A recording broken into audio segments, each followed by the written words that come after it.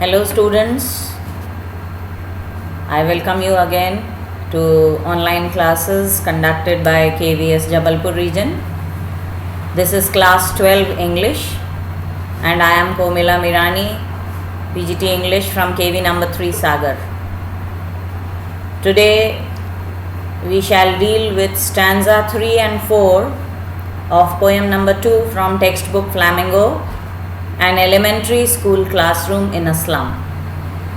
In the last class, I introduced the poem to you,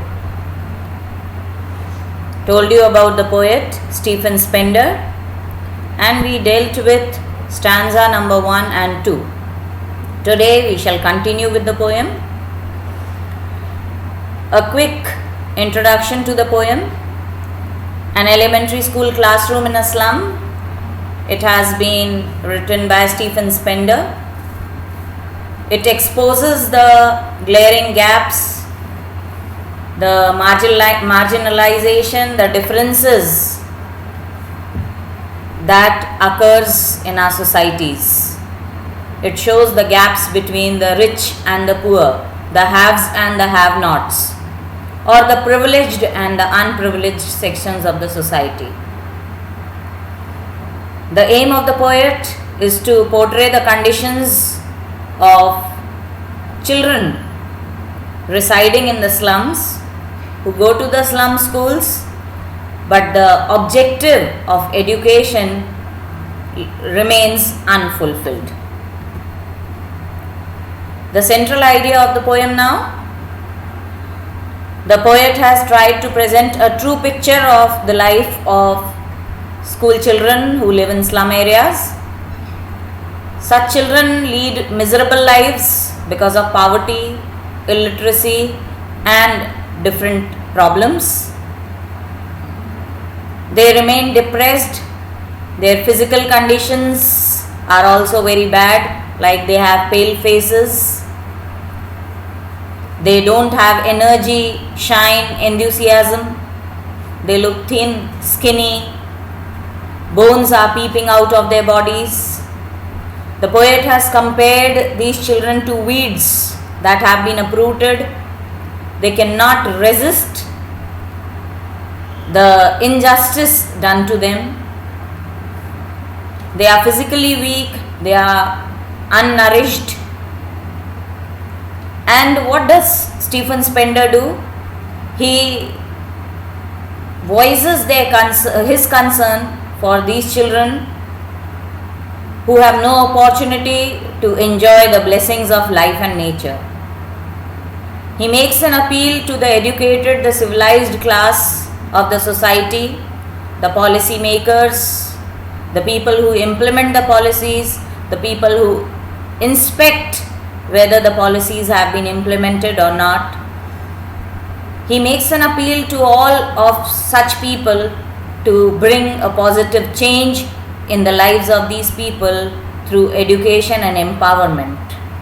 Most importantly, Stephen Spender wishes that social ills, discrimination, injustice, class inequality should be brought to an end. The last stanza or the last lines that we dealt with in the previous class on 21st of May was a picture of the life of these slum children. The poet had pointed out that the lives of these children is not as cheerful, as happy, as bright as shown in the pictures in the classroom that are actually donations. It's not like the world presented by Shakespeare. It's not like a cloudless sky. It's not like as beautiful as the Tyrolese Valley. Their future is painted with a fog. Future is painted with a fog. It's an example of visual image. Future painted with a fog denotes that their future is bleak and blurry. There is no hope for a better future. The reality of their lives is that they live in narrow streets that are sealed in with lead sky. They live in polluted areas. They live under poisonous gases. They live under dangerous circumstances all the time. Their life is far removed, far. It's an example of repetition. Their lives are far removed from beautiful rivers. Capes means high towers and buildings, and stars of words means the life presented in Shakespeare's books. Now we come to the next stanza. It's on page number 93, stanza number 3 and 4, beginning with surely Shakespeare is wicked, map a bad example. So these are the two stanzas, stanza number 3 and 4, that we will be dealing with today. Surely Shakespeare is wicked, and the map a bad example, with ships and sun and love tempting them to steal. Now let's see the lines individually. Surely and Shakespeare. You can see surely and Shakespeare. What has been repeated? Sure has been repeated. We won't go with the spellings, we will go with the sounds when we pronounce. Surely in Shakespeare we see that the sound sure has been repeated in both these words. It's an example of alliteration. So surely Shakespeare is wicked, and the map a bad example, with ships and sun and love tempting them to steal. Next line.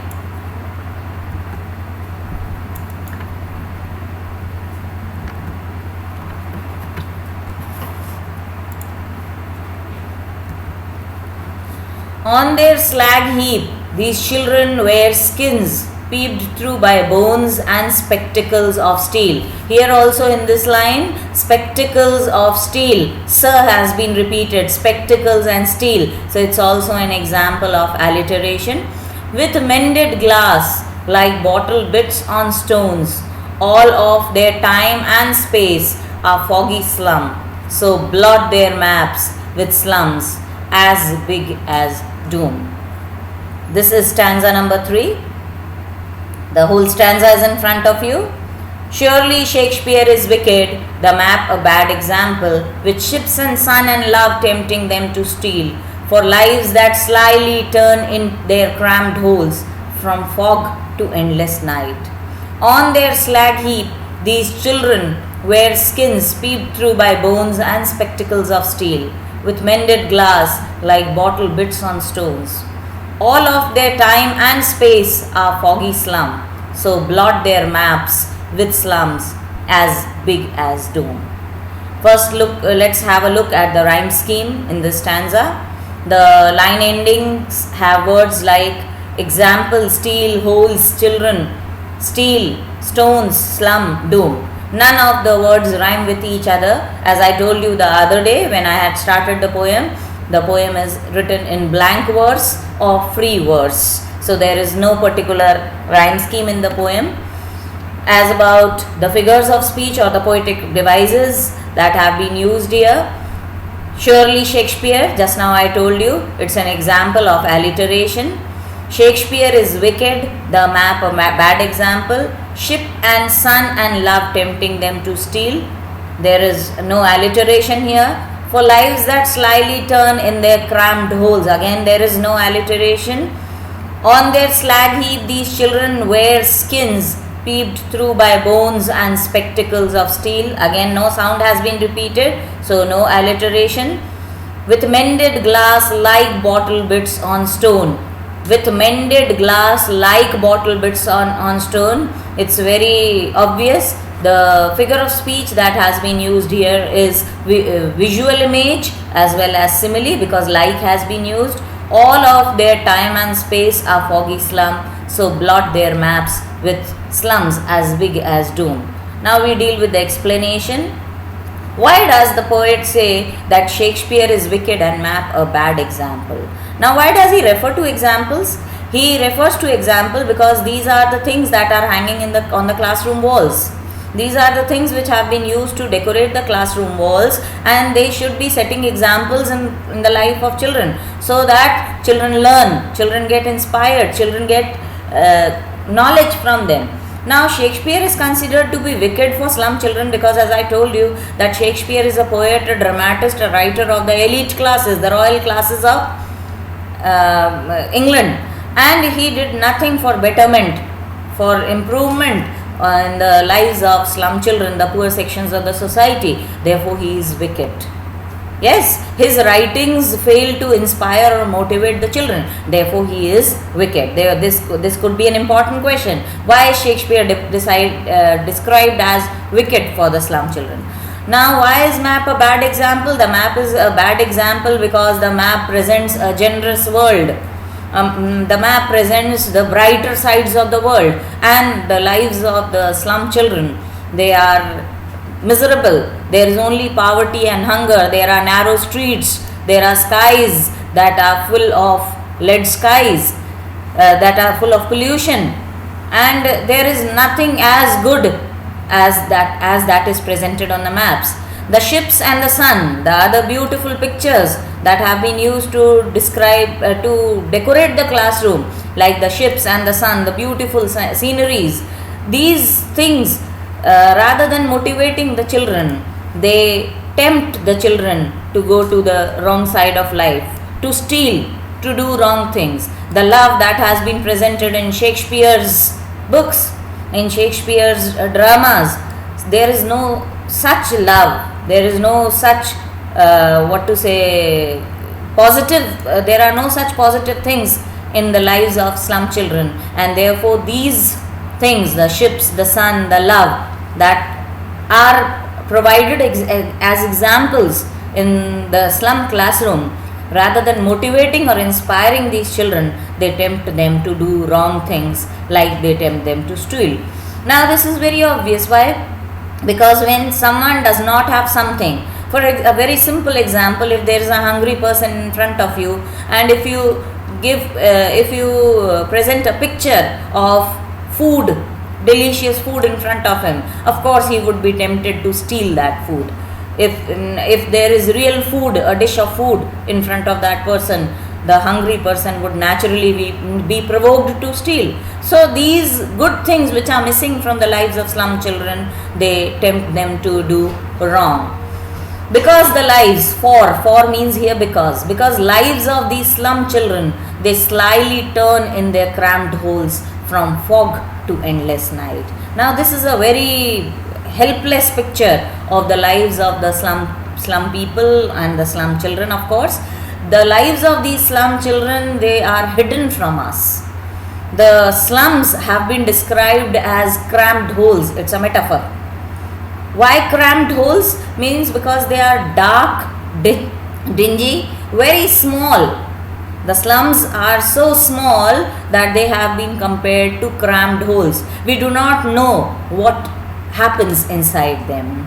Now the animals like snakes, rats and other rodents, do we know what's happening inside the holes, inside those dark dingy holes? Similarly, how these people survive in those slums, it's a mystery for all of us. So their lives are they slyly turn in their cramped holes, means their lives are a mystery to the outer world. We don't know how miserable, how bad, how dark their lives are inside these holes, from fog to endless night. Now the natural phenomenon has been used an example here. Whenever there is fog in early morning, it's a sure shot signal that there would soon be sunlight. On winter mornings, early morning, there is always fog, and when there is a fog, it's certain that soon the fog would go away and there would be sunlight. But what has been mentioned about the lives of these children? The poet says that the lives of these children, they are opposed to the natural phenomena. There is fog and then there is endless night. Means then there is darkness and then there is never ending darkness. So this is on their slag heap. These children wear skins peeped through by bones.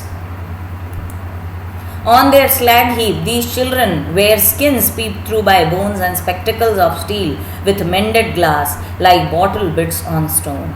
On their slag heap, slag the students of science section, as well as all the students, we all have studied science till class 10. Slag is the waste material that is produced from industries, from plants, especially from those plants that purify metals. In purification of metals, the waste that is produced from the metal ores is known as slag. So these children, the poet says that these children, they spend their lives on heaps of slag. Slag means garbage.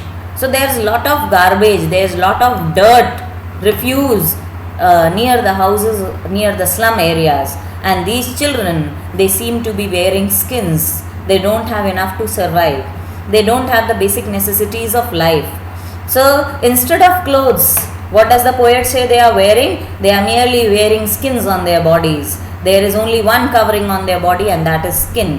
And that skin is also so thin that it's peeped through by bones. So it's an example of exaggeration. These children, the poet says that they wear skins peeped through by bones. Now, why is it an example of exaggeration? The poet has presented a big picture. The poet has presented it in a very big manner. Exaggeration means presenting something on a large scale than it really is. So he says that these children, they are wearing skins instead of clothes, and the skins are also so thin that the bones peep out through those. Spectacles of steel, again an example of exaggeration, also an example of visual image. The poet says that these children wear spectacles that are made up of steel. Now, how are spectacles made up of steel? The frame of spectacles, is made up of heavy metal, like heavy alloys, heavy material like steel. Now, spectacles of steel, of course, it's very heavy, it's burdensome to have spectacles of steel on your eyes. And these small children, first of all, they have weak eyesights, so they are forced to wear spectacles, and that too is of not good quality. It's made up of steel or any heavy material. Another example of exaggeration and visual image, with mended glass like bottle bits on stones. The poet says that these children, the spectacles that these children are wearing, it seems to be made up of mended glass. Mended means repaired. Something that has been repaired is known as mended. Like bottle bits on stones. Example of simile and visual image. Like bottle bits on stones. Bits means small pieces. On stones. Bottle means a glass bottle. It seems the glass of the spectacles of these children. These children are forced to wear spectacles because they have weak eyesight. The frame is made up of steel, so it's heavy, it's burdensome for them. Now, what about the glass? It's mended, it's repaired at many places, and the poet again uses exaggeration and simile and visual image to describe it. He says that it is mended so much, it has been repaired so much that you feel as if pieces of bottle, pieces of glass, they have been crushed with stones, and they have been used as glass for these children's spectacles. Again, it's an example of exaggeration. A person, rather than using such a mended glass for the spectacle, would prefer not to wear a spectacle because nothing would be visible. So it's an example of exaggeration, of course, but then he wishes to bring to us, he wishes to portray that how miserable, how difficult life is for them. That means at such an early age, children have got bad eyesight. They are forced to wear glasses that are heavy for them, and they are mended at many places. All of their time and space are foggy slum. Now, time and space, if someone asks us to define what is life, so in scientific terms, we would define that life is time and space. It's nothing else.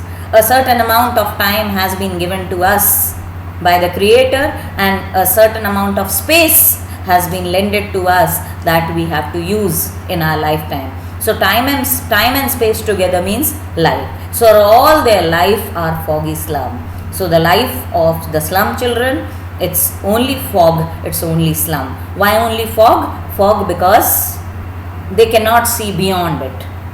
They do not know what lies for them in future. So blot their maps with slums as big as Doom. So what does the poet say? That their slum areas, these foggy slums, these dirty slums that are full of hunger, poverty, difficulties of life, they are actually blot. Blot means a dark spot on the map of the world, and these slums are as big as Doom. As big as Doom means they are as dark as death, and they cannot be wiped out from the map of the world. So the map of the world, which is shown to be so bright, which describes that how human civilization has prospered, which describes that how fast we have developed from nomads to technology to going to space, but these slums have no sign of prosperity. So they are blots, they are dark spots on the map of the world, and they cannot be hidden. They are as big as Doom. Doom means death, the end. They cannot be hidden at all. Now let's look at the difficult word slyly, cunningly hidden. Slag means something that is waste, worthless use. I told you slag is referred to waste from metallurgy plants. Mended means repaired. Blot means a dark spot, a weak point, or a blemish. Now I have already described all these things. Quickly you can see through them.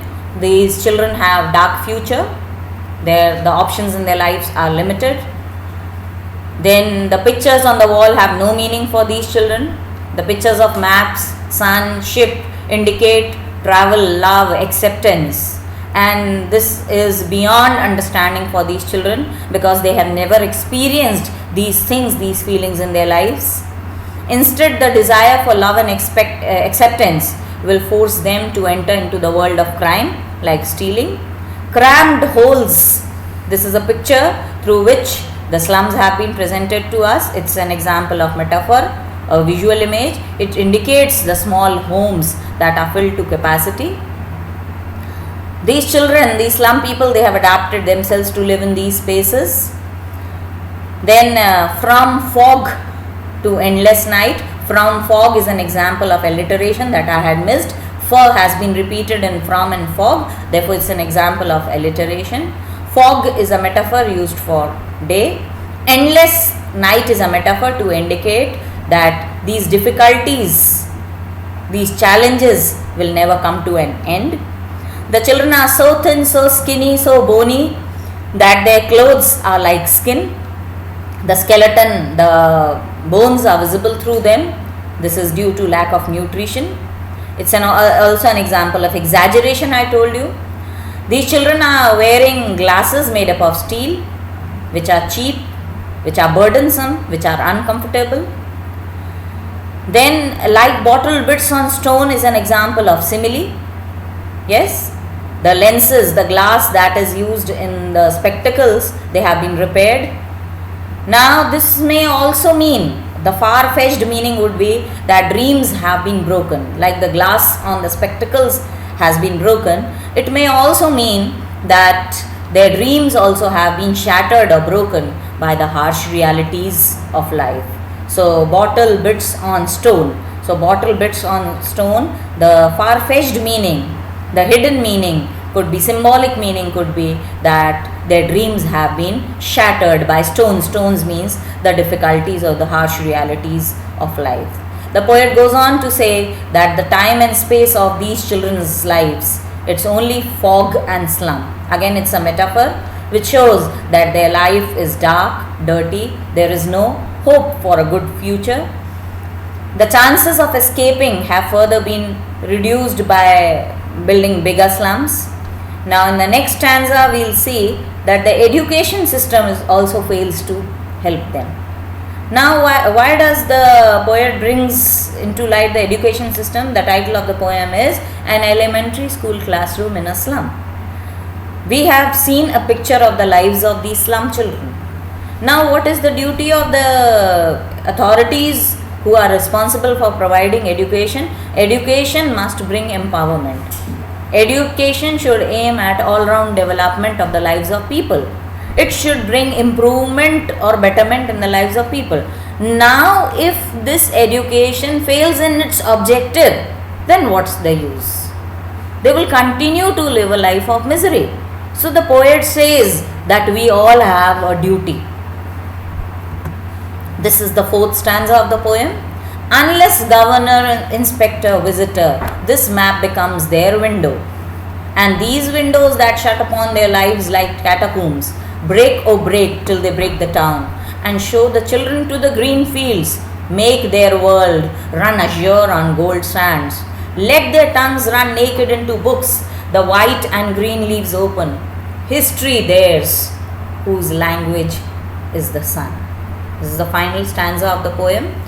The poet begins the stanza with an appeal to the educated, the civilized, the prosperous classes of the society who have got the capacity, the capability to bring an influential and positive change in this world.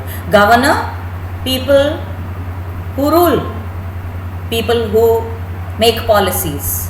Inspectors, people who see whether the policies have been implemented or not.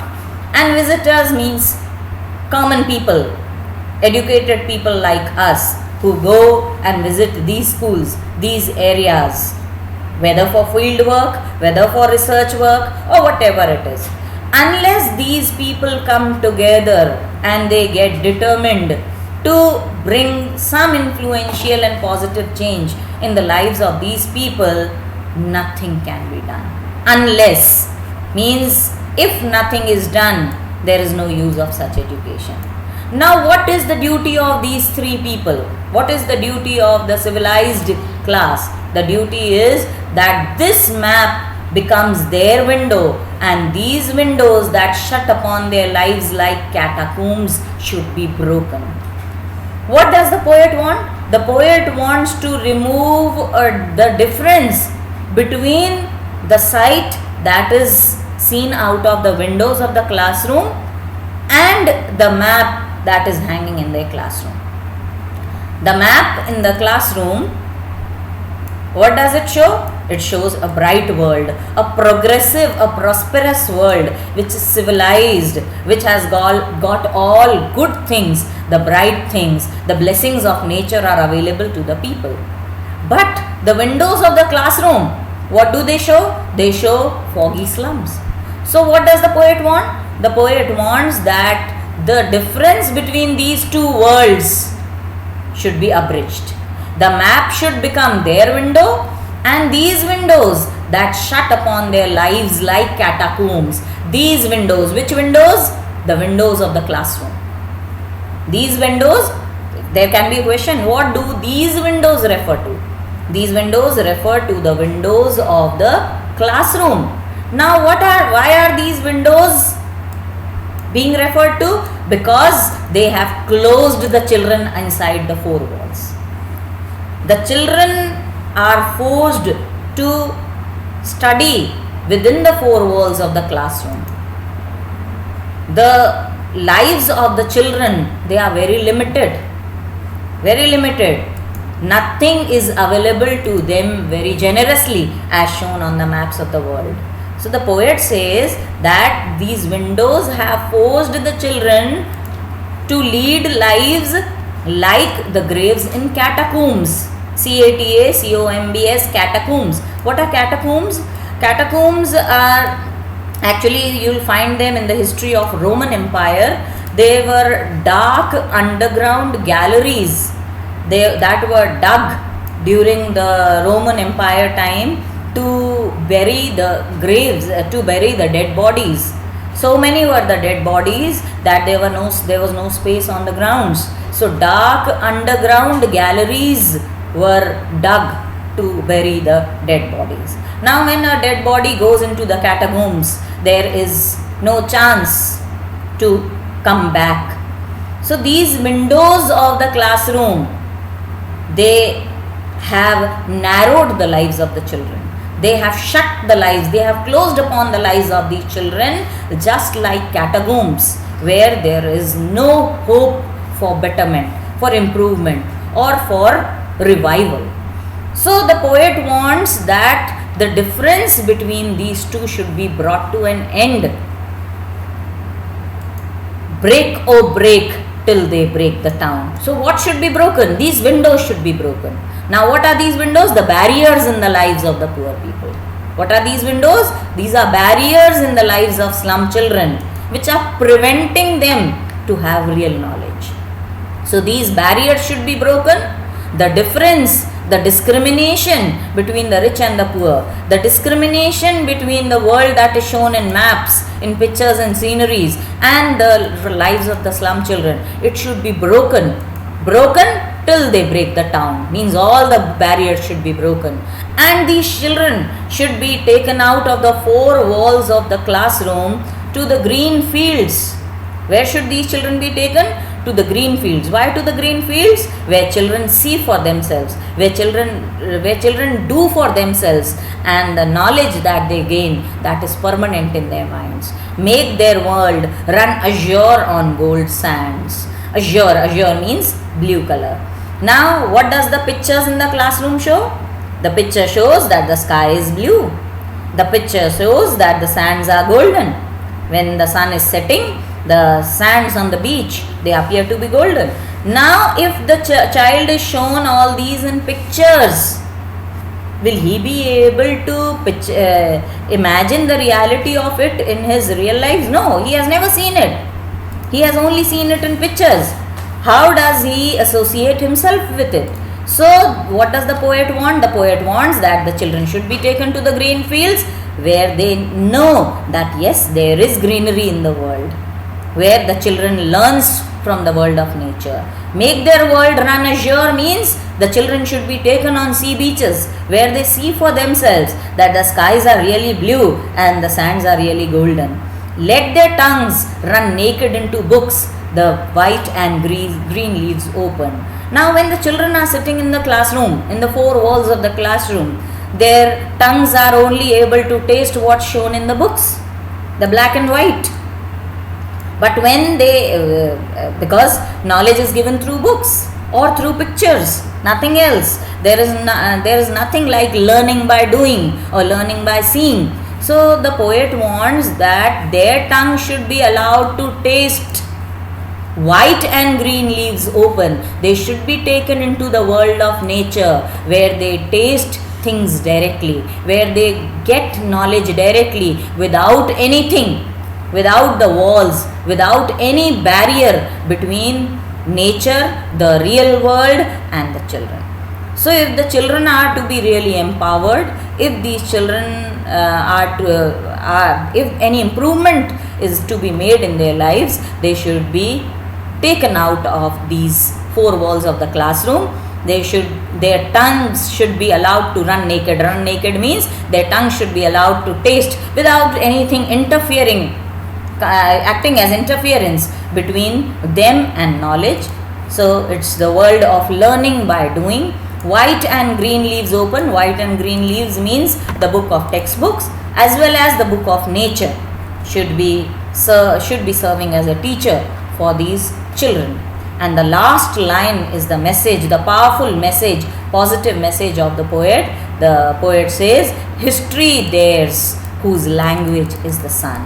What does the poet want? The poet wants these slum children to create history for themselves, to create an important mark for themselves in the world. Let them be remembered in the world. And when can they create this history? When they can be remembered? When they speak the language of the sun.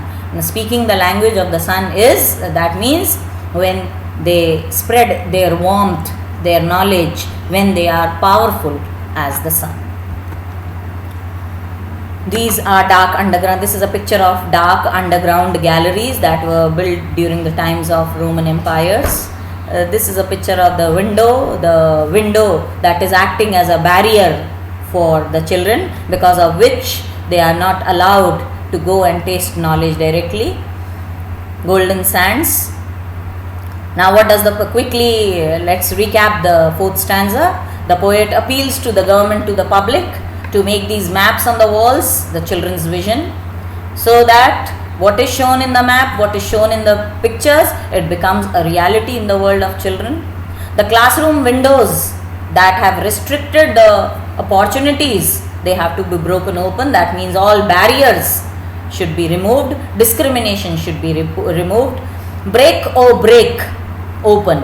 Here the word break has been repeated. It's an example of repetition, and it's also an example of alliteration. So why does the poet use this? To show to us that there's an urgent need to help these miserable children, these poor children, to escape and achieve their dreams. Now where should we why should these windows be broken? Why should these restrictions be removed? So that the children get a chance to go to the green fields rather than the dim, dark, foggy slums. Azure, I told you, it's an azure means blue.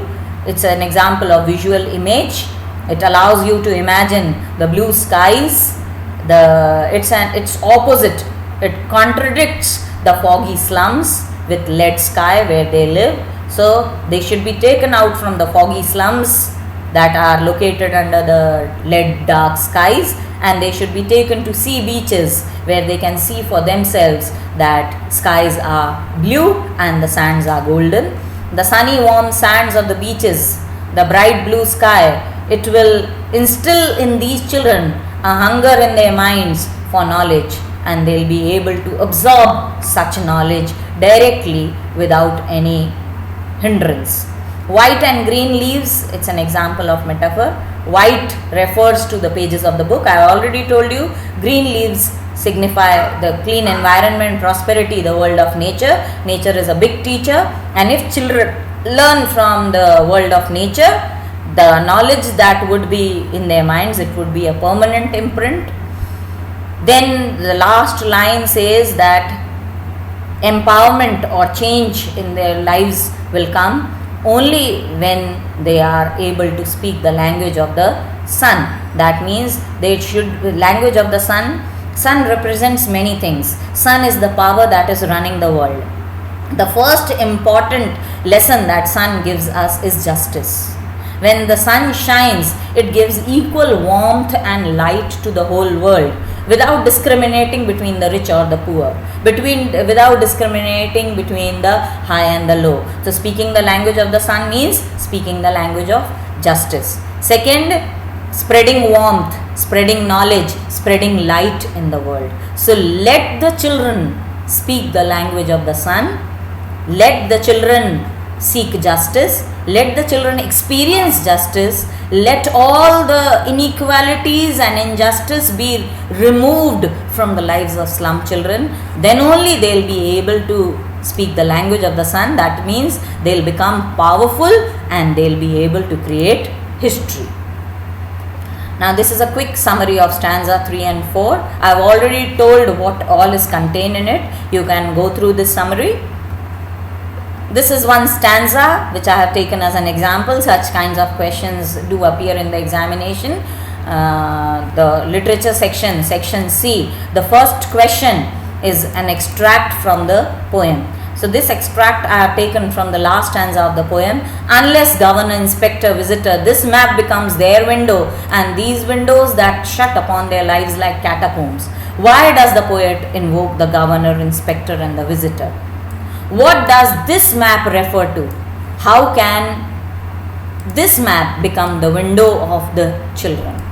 What have these windows? These windows means the barriers in the lives of slum children. What have they done to the lives of these children? What do you understand by the word catacombs? Why has the poet used the example or metaphor of catacombs in the poem? Which literary device has been used in the last line of the stanza? I have also given the answers as sample answers. You can use the answers according to your own understanding. Some more questions for practice. So blot their maps. These would be 2 marks question. So blot their maps with slums as big as doom. What does the poet want to convey? So what does he want to convey? He wants to point out at the inequality, the injustice in this world. There are two worlds. One is the world of the map and another is the world of the dirty slums. These two worlds have been contradicted, and these slums, they are blots on the name of civilization. He wants to reduce the gap between these two. Why is Shakespeare Wicked and Map a bad example? Why? Because both fail to inspire the children. They cannot bring improvement in the lives of these children.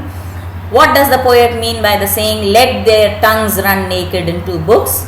This is the line from the last stanza. What does it mean? It means that children should be allowed to taste knowledge directly. Nothing should act as an interference or a barrier in the way of getting knowledge. So instead of making the children sit in the classrooms in the slum areas, they should be taken to the open worlds where they see for themselves what is the real world that is waiting for them. And then the last line, the message of the poem, history is theirs whose language is the sun. Explain this line, that if the children want to create a mark in history, then they should outshine themselves. They should become empowered like the sun. They should glow like the sun. Thank you all. Keep learning. Keep reading. Read the poem from the beginning to the end. Try to solve the questions. And most importantly, take the questions from the board examination papers, the main examination papers of the last at least 7 years, the compartment papers. Prepare a list of those questions and try to solve them. Thank you all.